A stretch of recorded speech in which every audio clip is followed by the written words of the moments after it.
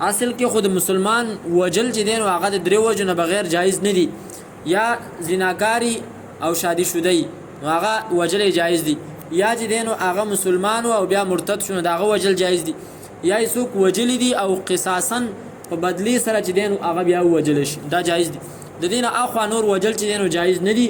خو نبی صلی الله علیه وسلم دا فرمایلی چې دسه قتلونه به نورم کی بغیر د سوجنا قاتل هغه ته هم پته نه چې دا سره سره وجنم او مقتول ته خو بالکل پته نه چې دا سره وجل کی.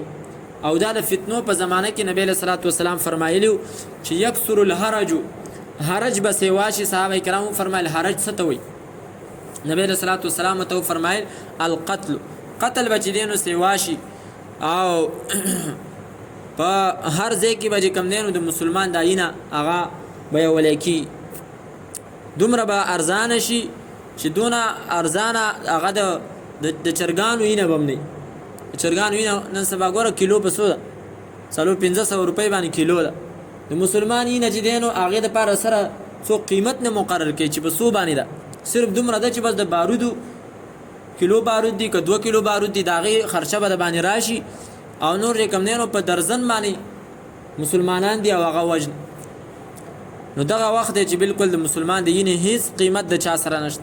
د الله په دربار کې داغه ډیر قیمت دی چې حضرت عبد الله ابن عمر رضی الله تعالی عنہ کعبه ته چې دین یو ځل وکتل او بیا او فرمایل چې اے کعبه ستا د الله په نسبت باندې ډیر لوی احترام دی. خود مسلمان د یینی احترام ستا د عزت نه هم د الله تعالی په نسبت باندې زیات دی.